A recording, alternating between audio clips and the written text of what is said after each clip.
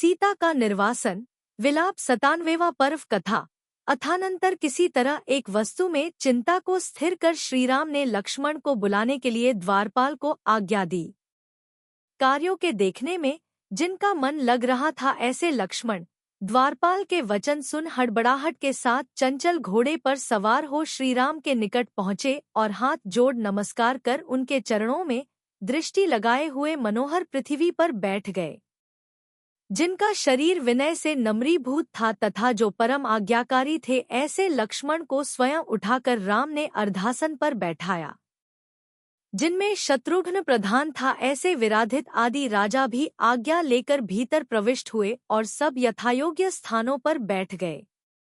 पुरोहित, नगर सेठ, मंत्री तथा अन्य सज्जन कुतूहल से युक्त हो यथायोग्य स्थान पर बैठ गए।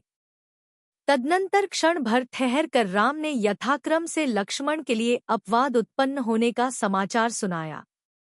सो उसे सुनकर लक्ष्मण के नेत्र क्रोध से लाल हो गए। उन्होंने उसी समय योद्धाओं को तैयार होने का आदेश दिया तथा स्वयं कहा कि मैं आज दुर्जनरूपी समुद्र के अंत को प्राप्त होता हूँ और मिथ्यावादी लोगों की जहवाओं से पृथ्वी को आच्छादित करता हूँ। अनुपम शील के समूह को धारण करने वाली एवं गुणों से गंभीर सीता के प्रति जो द्वेष करते हैं, मैं उन्हें आज क्षय को प्राप्त कराता हूँ।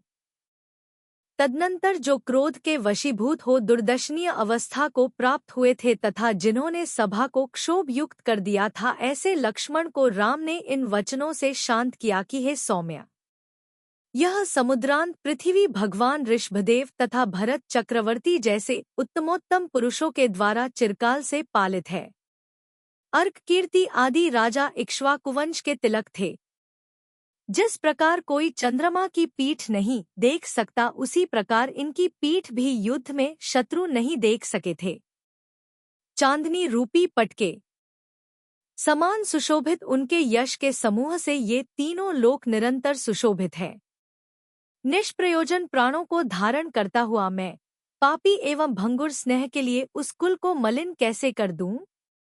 अल्प भी अकीर्ति उपेक्षा करने पर वृद्धि को प्राप्त हो जाती है और थोड़ी भी कीर्ति इंद्रों के द्वारा भी प्रयोग में लाई जाती है, गाई जाती है। जबकि अकीर्ति रूपी अग्नि के द्वारा हरा भरा कीर्ति रूपी उद्यान जल रहा है, तब इन नश्वर विशाल भोगों से क्या प्रयोजन सिद्ध होने वाला है? मैं जानता हूँ कि देवी सीता सती और शुद्ध हृदय वाली नारी है, पर जब तक वह हमारे घर में स्थित रहती है तब तक यह अवर्णवाद शस्त्र और शास्त्रों के द्वारा दूर नहीं किया जा सकता। देखो, कमल वन को आनंदित करने वाला सूर्य रात्रि होते ही अस्त हो जाता है, सो उसे रोकने वाला कौन है? महाविस्तार को प्राप्त होने वाली अपवाद रूपी रज से मेरी कांति का ह्रास किया जा रहा है, सो यह अनिवार्य न रहे, इसकी रुकावट होना चाहिए। हे भाई, चंद्रमा के समान निर्मल कुल मुझे पाकर अकीर्ति रूपी मेघ की रेखा से आवृत न हो जाए, इसीलिए मैं यत्न कर रहा हूँ। जिस प्रकार सूखे ईंधन के समूह में जल के प्रवाह से रहित अग्नि बढ़ती जाती है, उस प्रकार उत्पन्न हुआ यह अपयश संसार में बढ़ता न रहे। मेरा यह महायोग्य, प्रकाशमान, अत्यंत निर्मल एवं उज्ज्वल कुल जब तक कलंकित नहीं होता है, तब तक शीघ्र ही इसका उपाय करो। जो जनता के सुख के लिए अपने आप को अर्पित कर सकता है, ऐसा मैं निर्दोष एवं शील से सुशोभित सीता को छोड़ सकता हूँ, परंतु कीर्ति को नष्ट नहीं होने दूंगा। तदनंतर भाई के स्नेह में तत्पर लक्ष्मण ने कहा कि हे राजन, सीता के विषय में शोक नहीं करना चाहिए। समस्त सतियों के मस्तक पर स्थित एवं सर्व प्रकार से अनिंदित सीता को आप मात्र लोकापवाद के भय से क्यों छोड़ रहे हैं? दुष्ट मनुष्य शीलवान मनुष्यों की बुराई कहें, पर उनके कहने से उनकी परमार्थता नष्ट नहीं हो जाती। जिनके नेत्र विष से दूषित हो रहे हैं, ऐसे मनुष्य यद्यपि चंद्रमा को अत्यंत काला देखते हैं, पर यथार्थ में चंद्रमा शुक्लता नहीं छोड़ देता है। शील संपन्न प्राणी की आत्मा साक्षिता को प्राप्त होती है, अर्थात वह स्वयं ही अपनी वास्तविकता को कहती है। यथार्थ में वस्तु का वास्तविक भाव ही उसकी यथार्थता के लिए पर्याप्त है, बाह्य रूप नहीं। साधारण मनुष्य के कहने से विद्वज्जन क्षोभ को प्राप्त नहीं होते, क्योंकि कुत्ता के भौंकने से हाथी लज्जा को प्राप्त नहीं होता। तरंग के समान चेष्टा को धारण करने वाला यह विचित्र लोग दूसरे के दोष कहने में आसक्त है, सो इसका निग्रह स्वयं इनका आत्मा करेगी। जो मूर्ख मनुष्य शिला उखाड़कर चंद्रमा को नष्ट करना चाहता है, वह निसंदेह स्वयं ही नाश को प्राप्त होता है। चुगली करने में तत्पर एवं दूसरे के गुणों को सहन नहीं करने वाला दुष्कर्मा दुष्ट मनुष्य निश्चित ही दुर्गति को प्राप्त होता है। तदनंतर बलदेव ने कहा कि लक्ष्मण, तुम जैसा कह रहे हो सत्य वैसा ही है, और तुम्हारी मध्यस्थ बुद्धि भी शोभा का स्थान है। परंतु लोक विरुद्ध कार्य का परित्याग करने वाले शुद्धिशाली मनुष्य का कोई दोष दिखाई नहीं देता, अपितु उसके विरुद्ध गुण ही एकांत रूप से संभव मालूम होता है। उस मनुष्य को संसार में क्या सुख हो सकता है, अथवा जीवन के प्रति उसे क्या आशा हो सकती है, जिसकी दिशाएं सब ओर से निंदारूपी दावानल की ज्वालाओं से व्याप्त हैं। अनर्थ को उत्पन्न करने वाले अर्थ से क्या प्रयोजन है, विष सहित औषधि से क्या लाभ है, और उस पराक्रम से भी क्या मतलब है जिससे भय में पड़े प्राणियों की रक्षा नहीं होती। उस चारित्र से प्रयोजन नहीं है जिससे आत्मा अपना हित करने में उद्यत नहीं होता, और उस ज्ञान से क्या लाभ जिससे अध्यात्म का ज्ञान नहीं होता।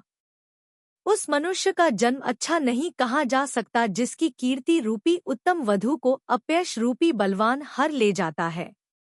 अरे, इसकी अपेक्षा तो उसका मरना ही अच्छा है। लोकापवाद जाने दो, मेरा भी तो यह बड़ा भारी दोष है जो मैं पर पुरुष के द्वारा हरी हुई सीता को फिर से घर ले आया। सीता ने राक्षस के गृहोद्यान में चिरकाल तक निवास किया। कुत्सित वचन बोलने वाली दूतियों ने उससे अभिलषित पदार्थ की याचना की। समीप की भूमि में वर्तमान रावण ने उसे कई बार दुष्ट दृष्टि से देखा तथा इच्छानुसार उससे वार्तालाप किया। ऐसी उस सीता को घर लाते हुए मैंने लज्जा का अनुभव क्यों नहीं किया? अथवा मूर्ख मनुष्यों के लिए क्या कठिन है? कृतांतवक्त्र सेनापति को शीघ्र ही बुलाया जाए और अकेली गर्भिणी सीता आज ही मेरे घर से ले जाई जाए। इस प्रकार कहने पर लक्ष्मण ने हाथ जोड़कर विनम्र भाव से कहा कि हे देव, सीता को छोड़ना उचित नहीं है।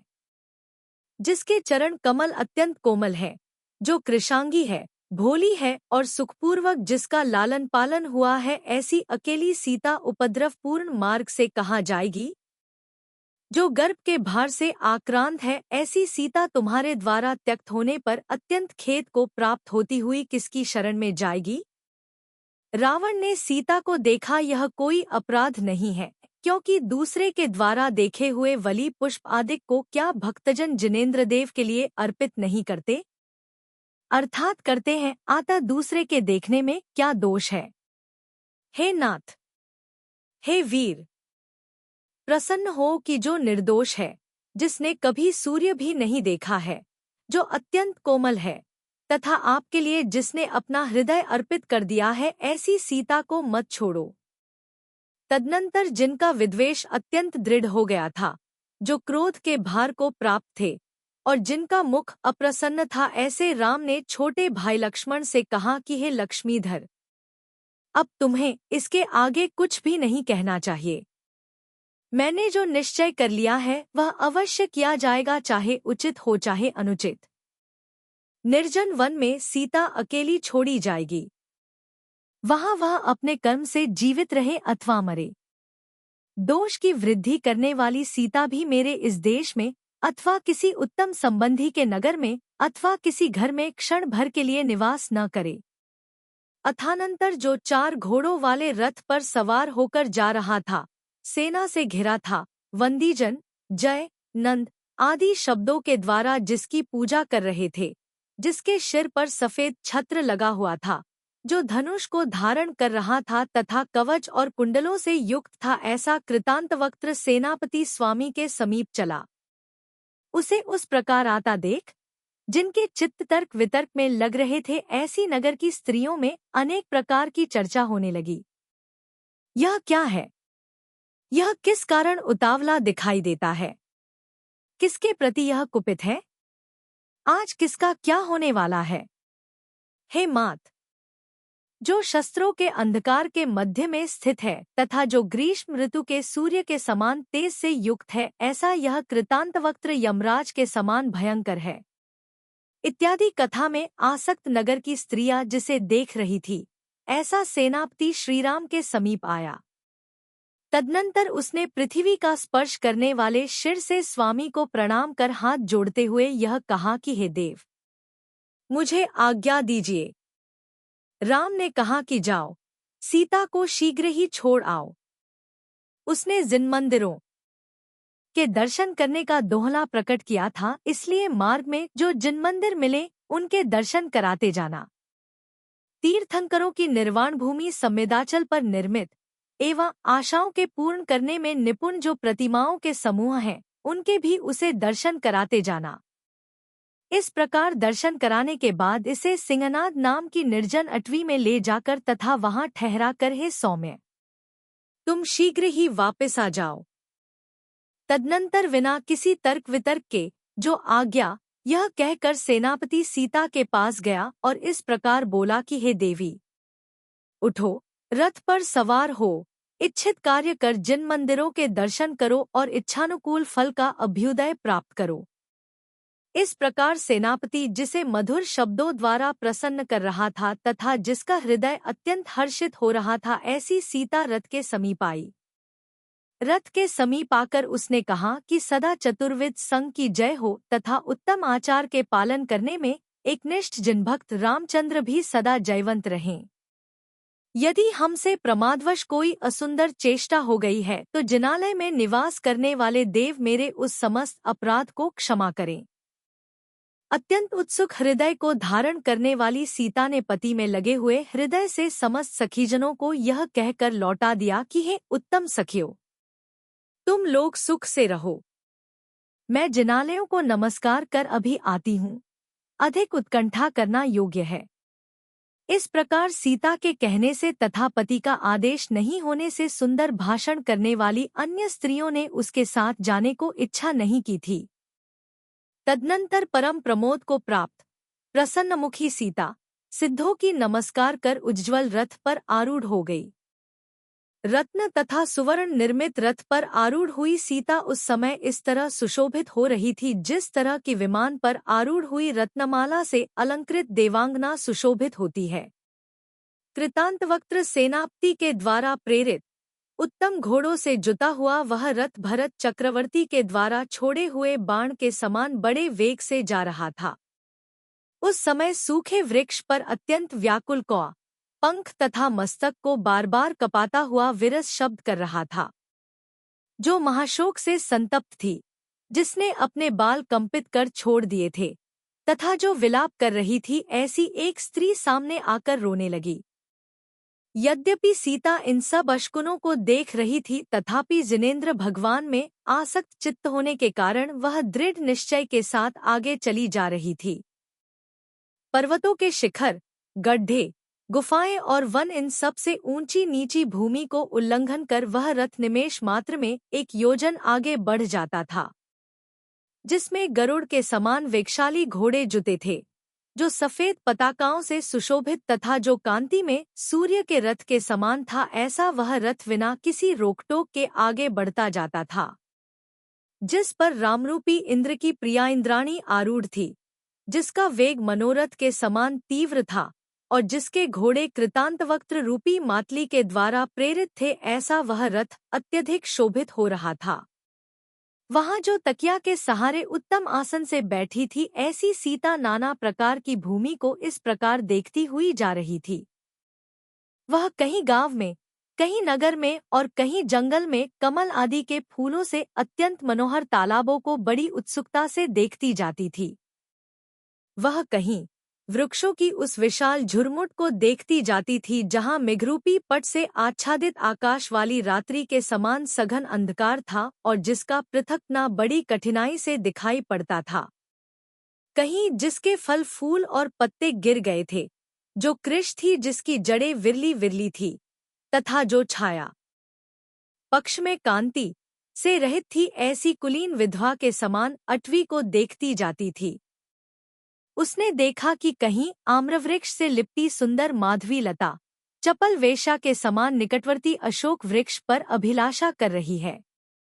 उसने देखा कि कहीं दावानल से नाश को प्राप्त हुए बड़े बड़े वृक्षों का समूह दुर्जन के वाक्यों से ताड़ित साधु के हृदय के समान सुशोभित नहीं हो रहा है। कहीं उसने देखा कि मंद मंद वायु से हिलते हुए उत्तम पल्लवों वाली लताओं के समूह से वनराजी ऐसी सुशोभित हो रही है मानो वसंत की पत्नी नृत्य ही कर रही हो। कहीं उसने देखा कि भीलों के समूह की तीव्र कलकल ध्वनि से जिसने पक्षियों को उड़ा दिया है, ऐसी हरिणों की श्रेणी बहुत दूर आगे निकल गई है। वह कहीं विचित्र धातुओं से निर्मित कौतुकपूर्ण नेत्रों से मस्तक ऊपर उठा पर्वत की ऊंची चोटी को देख रही थी। कहीं उसने देखा कि स्वच्छ तथा अल्प जल वाली नदियों से यह अटवी उस संतापवती विरहिणी स्त्री के समान जान पड़ती है कि जिसका पति परदेश गया है और जिसके नेत्र आंसुओं से परिपूर्ण हैं। यह अटवी कहीं तो ऐसी जान पड़ती है मानो नाना पक्षियों के शब्द के बहाने मनोहर वार्तालाप ही कर रही हो, और कहीं उज्ज्वल निर्झरों से युक्त होने के कारण ऐसी विदित होती है मानो हर्ष से अट्टहास ही कर रही हो। कहीं मकरंद की लोभी भ्रमरियों से ऐसी जान पड़ती है मानो मद से मंथर ध्वनि में भ्रमरियां उसकी स्तुति ही कर रही हों, और फलों के भार से वह संकोचवश नम्र हुई जा रही हो। कहीं उसने देखा कि वायु से हिलते हुए उत्तमोत्तम पल्लवों और महाशाखाओं से युक्त वृक्षों के द्वारा यह अटवी विनय प्रदर्शित करने में संलग्न की तरह पुष्पवृष्टि छोड़ रही है। जिसका मन राम की अपेक्षा कर रहा था, ऐसी सीता उपर्युक्त क्रियाओं में आसक्त एवं वन्य पशुओं से युक्त अटवी को देखती हुई आगे जा रही थी। तदनंतर उसी समय अत्यंत पुष्ट मधुर शब्द सुनकर वह विचार करने लगी कि क्या यह राम के दुंदुभी का विशाल शब्द है। इस प्रकार का तर्क कर तथा आगे गंगा नदी को देखकर उसने जान लिया कि यह अन्य दिशा में सुनाई देने वाला इसी का शब्द है। उसने देखा कि यह गंगा नदी कहीं तो भीतर क्रीड़ा करने वाले नाके, मत्स्य तथा मकर आदि से विघटित है, कहीं उठती हुई बड़ी बड़ी तरंगों के संसर्ग से इसमें कमल कंपित हो रहे हैं, कहीं इसने किनारे पर स्थित ऊंचे ऊंचे वृक्षों को जड़ से उखाड़ डाला है, कहीं इसके वेग ने बड़े बड़े पर्वतों की चट्टानों के समूह को विदारित कर दिया है।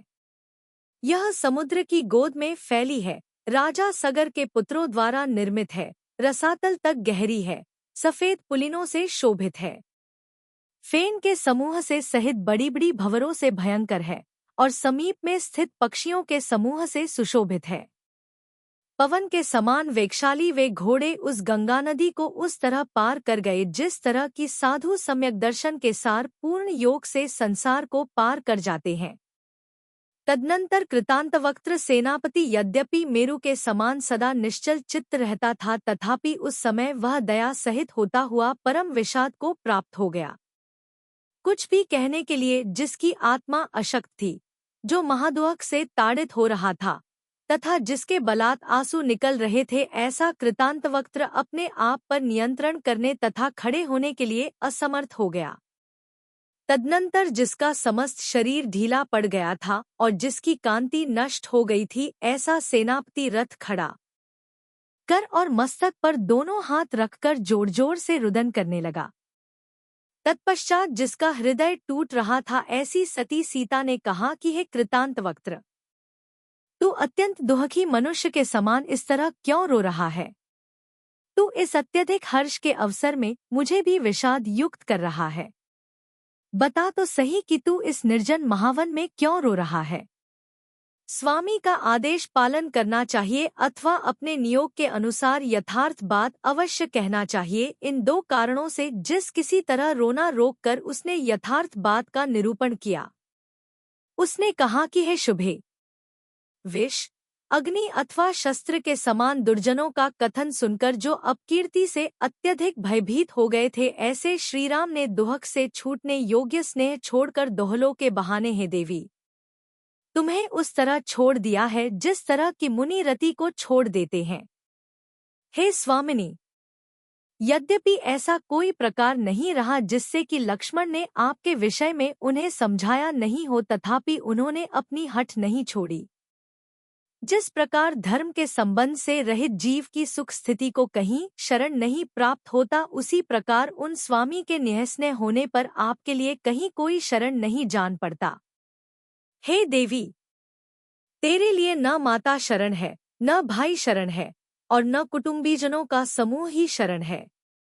इस समय तो तेरे लिए मृगों से व्याप्त यह वन ही शरण है।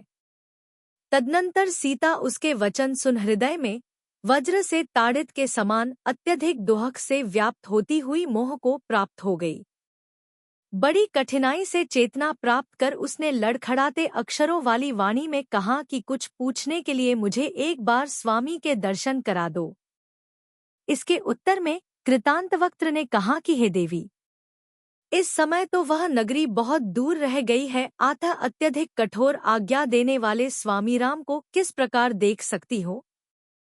तदनंतर सीता यद्यपि अश्रुजल की धारा में मुखकमल का प्रक्षालन कर रही थी, तथापि अत्यधिक स्नेह रस से आक्रांत हो उसने यह कहा कि हे सेनापते, तुम मेरी ओर से राम से यह कहना कि हे प्रभो, आपको मेरे त्याग से उत्पन्न हुआ विषाद नहीं करना चाहिए।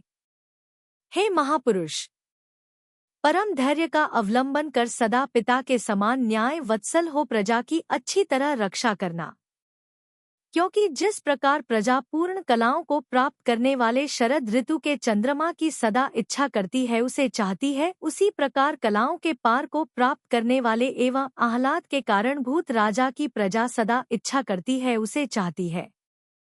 जिस सम्यक दर्शन के द्वारा भव्य जीव दुहकों से भयंकर संसार से छूट जाते हैं, उस सम्यक दर्शन की अच्छी तरह आराधना करने के योग्य हो। हे राम, साम्राज्य की अपेक्षा वह सम्यक दर्शन ही अधिक माना जाता है, क्योंकि साम्राज्य तो नष्ट हो जाता है, परंतु सम्यक दर्शन स्थिर सुख को देने वाला है। हे पुरुषोत्तम, अभव्यों के द्वारा की हुई जुगुप्सा से भयभीत होकर तुम्हें वह सम्यक दर्शन किसी भी तरह नहीं छोड़ना चाहिए, क्योंकि वह अत्यंत दुर्लभ है। हथेली में आया रत्न यदि महासागर में गिर जाता है तो फिर वह किस उपाय से प्राप्त हो सकता है। अमृत फल को महा आपत्ति से भयंकर कुएं में फेंककर पश्चाताप से पीड़ित बालक परम दुहक को प्राप्त होता है। जिसके अनुरूप जो होता है वह उसे बिना किसी प्रतिबंध के कहता ही है, क्योंकि इस संसार का मुख बंधन करने के लिए कौन समर्थ है। हे गुणभूषण, यद्यपि आत्महित को नष्ट करने वाली अनेक बातें आप श्रवण करेंगे, तथापि अहिल पागल के समान उन्हें हृदय में नहीं धारण करना, विचारपूर्वक ही कार्य करना। जिस प्रकार सूर्य यद्यपि अत्यंत तेजस्वी रहता है, तथापि संसार के समस्त पदार्थों को प्रकाशित करने से यथाभूत है एवं कभी विकार को प्राप्त नहीं होता, इसलिए लोगों को प्रिय है, उसी प्रकार यद्यपि आप तीव्र शासन से युक्त हो, तथापि जगत के समस्त पदार्थों को ठीक ठीक जानने के कारण यथाभूत यथार्थ रूप रहना एवं कभी विकार को प्राप्त नहीं होने से सूर्य के समान सबको प्रिय रहना, दुष्ट मनुष्य को कुछ देकर वश करना, आत्मीय जनों को प्रेम दिखाकर अनुकूल रखना, शत्रु को उत्तम शील अर्थात निर्दोष आचरण से वश करना और मित्र को सद्भाव पूर्वक की गई सेवाओं से अनुकूल रखना, क्षमा से क्रोध को, मार्दव से चाहे जहाँ होने वाले मान को, आर्जव से माया को और धैर्य से लोभ को कृश करना। हे नाथ, आप तो समस्त शास्त्रों में प्रवीण हो, अतः आपको उपदेश देना योग्य नहीं है। यह जो मैंने कहा है वह आपके प्रेम रूपी ग्रह से संयोग रखने वाले मेरे हृदय की चपलता है। हे स्वामिन, आपके वशीभूत होने से अथवा परिहास के कारण यदि मैंने कुछ अविनय किया हो तो उस सब को क्षमा कीजिए। हे प्रभो, जान पड़ता है कि आपके साथ मेरा दर्शन इतना ही था, इसलिए बार बार कह रही हूँ कि मेरी प्रवृत्ति उचित हो अथवा अनुचित, सब क्षमा करने योग्य है। जो रथ के मध्य से पहले ही उतर चुकी थी, ऐसी सीता इस प्रकार कहकर तृण तथा पत्थरों से व्याप्त पृथ्वी पर गिर पड़ी। उस पृथ्वी पर पड़ी मूर्छा से निश्चल सीता ऐसी जान पड़ती थी मानो रत्नों का समूह ही बिखर गया हो। चेष्टाहीन सीता को देखकर सेनापति ने अत्यंत दुखी हो इस प्रकार विचार किया कि यह प्राणों को बड़ी कठिनाई से धारण कर सकेगी।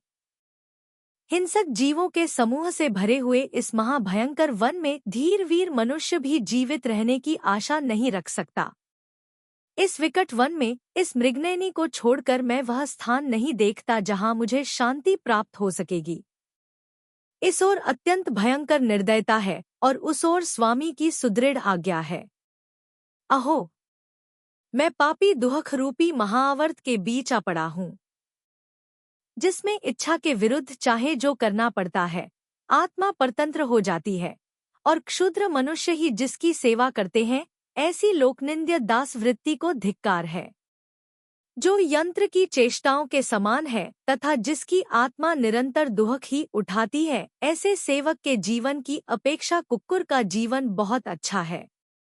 जो नरेंद्र अर्थात राजा पक्ष में मांत्रिक की शक्ति के अधीन है तथा निंद्य नाम का धारक है, ऐसा सेवक पिशाच के समान क्या नहीं करता है और क्या नहीं बोलता है। जो चित्र लिखित धनुष के समान है, जो कार्य रहित गुण अर्थात डोरी पक्ष में ज्ञानादि से सहित है तथा जिसका शरीर निरंतर नम्र रहता है, ऐसे भृत्य का जीवन निंद्य जीवन है। सेवक कचड़ा घर के समान है। जिस प्रकार लोग कचड़ा घर में कचड़ा डालकर पीछे उससे अपना चित्त दूर हटा लेते हैं, उसी प्रकार लोग सेवक से काम लेकर पीछे उससे चित्त हटा लेते हैं, उसके गौरव को भूल जाते हैं। जिस प्रकार कचड़ा घर निर्माल्य अर्थात उपभुक्त वस्तुओं को धारण करता है, उसी प्रकार सेवक भी स्वामी की उपभुक्त वस्तुओं को धारण करता है।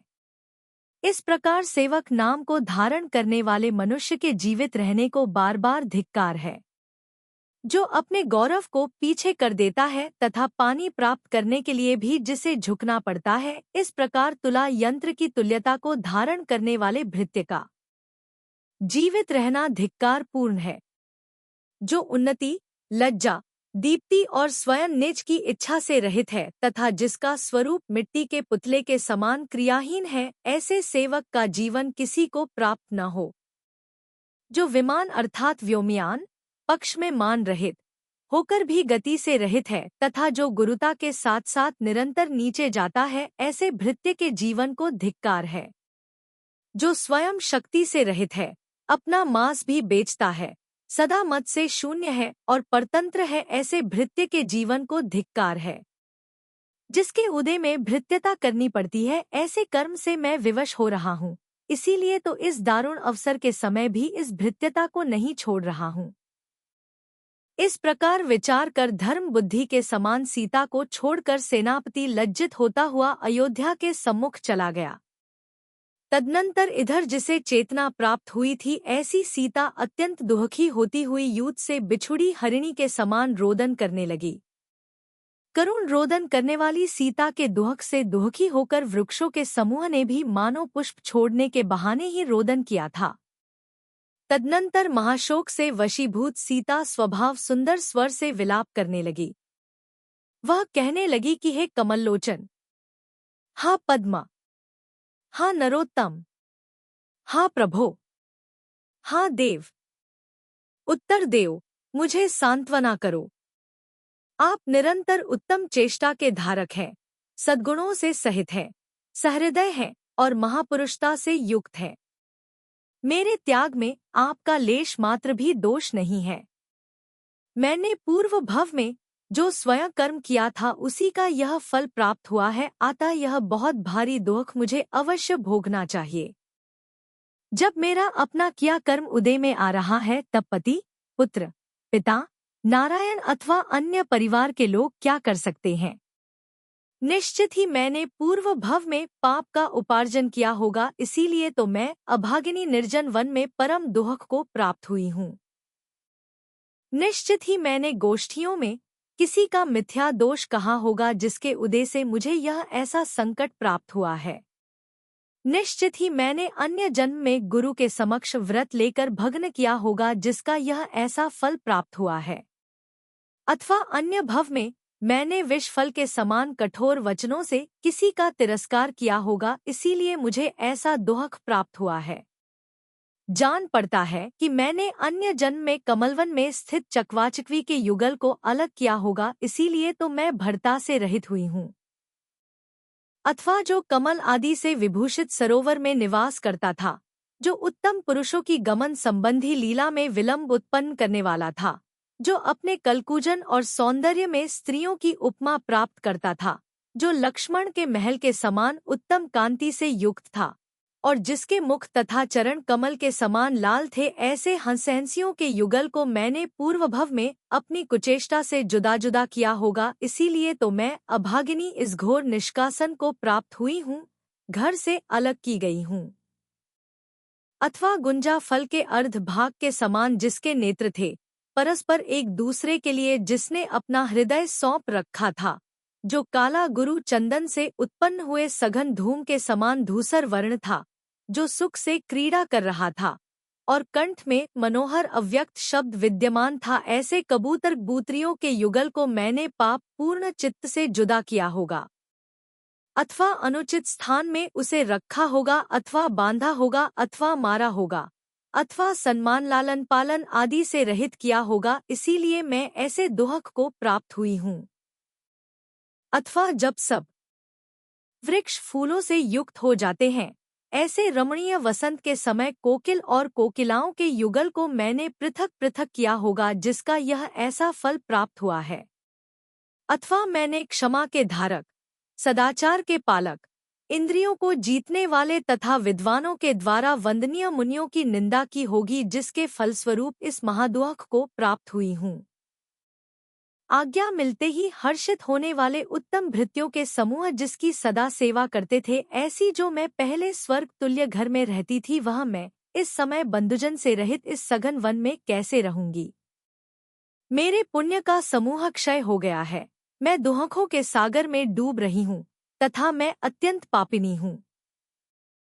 जिस पर नाना रत्नों की किरणों का प्रकाश फैल रहा था, जो उत्तर चादर से आच्छादित था, महारमणीय था तथा सब प्रकार के उपकरणों से सहित था, ऐसे उत्तम शयन पर सुख से निद्रा का सेवन करती थी तथा प्रातःकाल के समय बांसुरी, त्रिस्रिका और वीणा के संगीत में मधुर स्वर से जागा करती थी। वहीं मैं अपयश रूपी दावानल से जली दुहखिनी, श्री रामदेव की प्रधान रानी पापिनी अकेली इस दुखदायी वन के बीच कीड़े, कठोर डाब और तीक्ष्ण पत्थरों के समूह से युक्त पृथ्वीतल में कैसे रहूंगी। यदि ऐसी अवस्था पाकर भी ये प्राण मुझमें स्थित हैं, तब तो कहना चाहिए कि मेरे प्राण वज्र से निर्मित हैं। अहो हृदय, ऐसी अवस्था को पाकर भी जो तुम 100 टुकड़े नहीं हो जाते हो, उससे जान पड़ता है कि तुम्हारे समान दूसरा साहसी नहीं है। क्या करूं? कहाँ जाऊं? किससे कहूं? किसका आश्रय लूं? कैसे ठहरूं? हाय माता, यह ऐसा क्यों हुआ? हे सद्गुणों के सागर राम, हाँ भक्त लक्ष्मण, हाँ पिता, क्या तुम मुझे नहीं जानते हो? हाँ मात, तुम मेरी रक्षा क्यों नहीं करती हो? अहो विद्याधरों के अधीश भाई कुंडल मंडित, यह मैं कुलक्षणा दुखरूपी आवर्त में भ्रमण करती यहाँ पड़ी हूँ। खेद है कि मैं पापिनी पति के साथ बड़े वैभव से पृथ्वी पर जो जिन मंदिर हैं, उनमें जिनेंद्र भगवान की पूजा नहीं कर सकी। अथानंतर जब वहवल चित्त सीता विलाप कर रही थी, तब एक वज्रजंग नामक राजा उस वन के मध्य आया। वज्रजंग पुंडरीकपुर का स्वामी था, हाथी पकड़ने के लिए उस वन में आया था और हाथी पकड़कर बड़े वैभव से लौटकर वापस आ रहा था। उसकी सेना के अग्रभाग में जो सैनिक उछलते हुए जा रहे थे, वे यद्यपि अपने हाथों में नाना प्रकार के शस्त्र लिए थे, सुंदर थे, शूरवीर थे और छुरियां बांधे हुए थे, तथापि सीता का वह अतिशय मनोहर रोदन का शब्द सुनकर वे संशय में पड़ गए तथा इतने भयभीत हो गए कि एक डग भी आगे नहीं दे सके। सेना के आगे चलने वाला जो घोड़ों का समूह था, वह भी रुक गया तथा उस रोदन का शब्द सुन आशंका से युक्त घुड़सवार भी उसे प्रेरित नहीं कर सके। वे विचार करने लगे कि जहाँ मृत्यु के कारणभूत अनेक प्राणी विद्यमान हैं, ऐसे इस अत्यंत भयंकर वन में यह स्त्री के रोने का मनोहर शब्द हो रहा है, सो यह बड़ी विचित्र क्या बात है। जो मृग, भैंसा, भेड़िया, चीता और तेंदुआ से चंचल है, जहाँ अष्टापद और सिंह घूम रहे हैं, तथा जो स्वरों की दांडों से भयंकर है, ऐसे इस वन के मध्य में अत्यंत निर्मल चंद्रमा की रेखा के समान यह कौन हृदय के हरने में निपुण रो रही है। क्या यह सौधर्म स्वर्ग से इंद्र के द्वारा छोड़ी और पृथ्वीतल पर आई हुई कोई इंद्राणी है, अथवा मनुष्यों के सुख संगीत को नष्ट करने वाली एवं प्रलय के कारण को उत्पन्न करने वाली कोई देवी कहीं से आ पहुंची है। इस प्रकार जिसे तर्क उत्पन्न हो रहा था, जिसने अपनी चेष्टा छोड़ दी थी, वेग से चलने वाले मूल पुरुष जिसमें आकर इकट्ठे हो रहे थे, जिसमें अत्यधिक बाजे बज रहे थे, जो किसी बड़ी भंवर के समान जान पड़ती थी और जो आश्चर्य से युक्त थी, ऐसी वह विशाल सेना निश्चल खड़ी हो गई। घोड़ों के समूह ही जिसमें मगर थे, तेजस्वी पैदल सैनिक ही जिसमें मीन थे, हाथियों के समूह ही जिसमें ग्राह थे, जो प्रचंड शब्द से युक्त थी और सूर्य की किरणों के पड़ने से चमकती हुई तलवार रूपी तरंगों से जो भय उत्पन्न करने वाली थी, ऐसी वह सेना समुद्र के समान जान पड़ती थी।